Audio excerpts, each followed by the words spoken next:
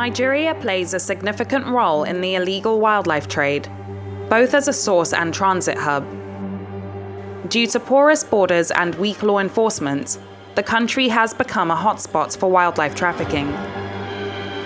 While the government has taken steps to enforce laws and curb international trade in recent years, the online market remains largely unregulated. The sales of protected species through e-commerce websites and social media platforms continue unabated.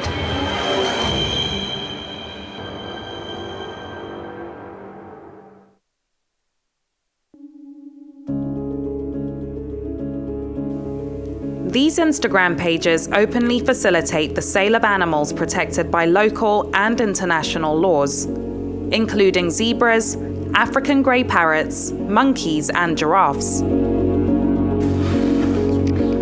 Chinedu Mogba, who operates a wildlife sanctuary in Lagos, frequently receives messages from traffickers and potential buyers who assume he has connections in the trade. When they see our content and when they see some of these animals we have taken and rescued from the wildlife trade or from wet markets, some people will feel that can they purchase these animals from us? And now we make it quite clear that these animals are clearly not for sale. Then we've also had the other hand of where people will send a video or a picture of an animal and they say, okay, it's available in Nigeria, it's for sale because maybe they feel we're a zoo. On Instagram, the platform has implemented policies that prohibit the sale of live animals between individuals, although physical stores may still be allowed to conduct such sales. However, despite these policies, the illegal activities of poaching and trading endangered species continue to persist.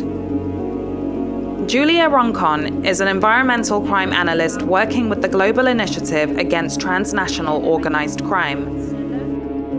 I think in general there is not enough education and awareness about the problem of illegal wildlife trafficking, and in this social media have a big impact because they are the ones sharing information. Sometimes they have policy and terms that explain the problem, that even offer way of flagging out. Sometimes these terms and policies, they are not upfront, so they are very difficult for people who are just there for a couple of minutes to know that what they are actually seeing is part of a problem.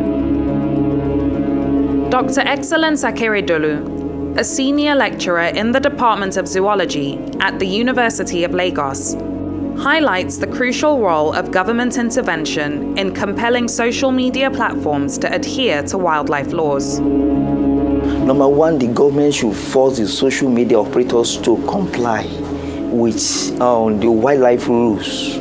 The federal government should also work hand in hand and also support and encourage social influencers to discourage people from the attitude of exploiting wildlife on internet or through the social media.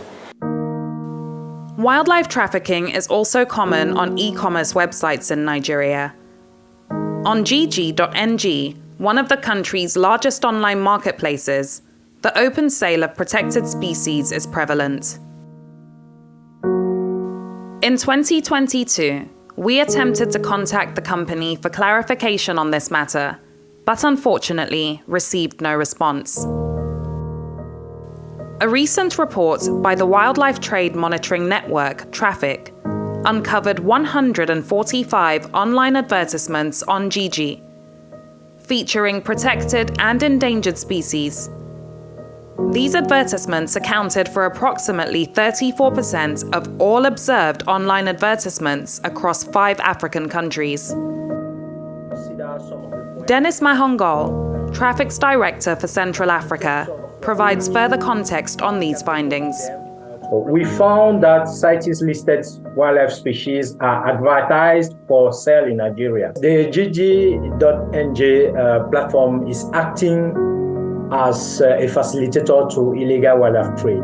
The growing rate of internet use presents an unlimited opportunity for traffickers to trade, And Nigeria will have the greatest impact since a larger number of adverts are found on Nigerian platforms compared to other Central African countries we monitor.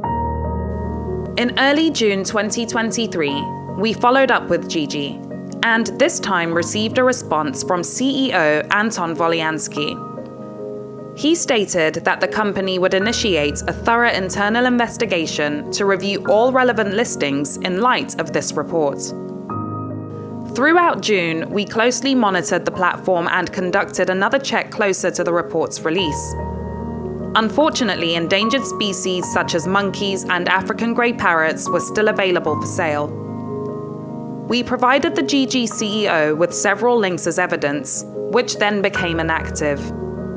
However, even with these concerns raised, a final check conducted before the report's release indicated that the sale of certain endangered species was still ongoing. Already in 2021, we found some ads for grey parrot on Gigi, and we tried to reach out regarding this issue, although we didn't receive an answer. I would say some action that the company itself can take are, for example, strengthening the content moderation. So, for example, the way that they are able to identify the illegal ads on their platform, and how to flag this material. Again, identified seller, so they can provide this information to law authority, but they can also make sure that these people are banned from their platform and they won't repeat the same type of action. Nigeria's national wildlife laws should be updated to include specific regulations and requirements for online sales. Nonetheless, Nigeria does have laws against the exploitation of protected animals, and enforcement has become more robust, resulting in a higher number of reported interceptions in recent years. Given how pervasive this problem is, experts say that online platforms should collaborate with wildlife experts to develop policies that ensure sellers and buyers are knowledgeable about international and national wildlife regulations pertaining to the sale of protected species.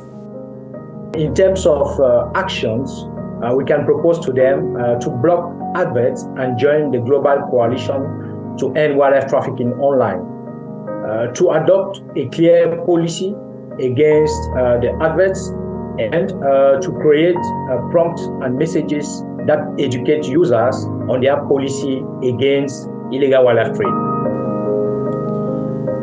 To combat the prevalence of wildlife trafficking online, the Global Initiative Against Transnational Organized Crime is currently developing a global monitoring system that will be implemented in regions where wildlife trafficking is widespread.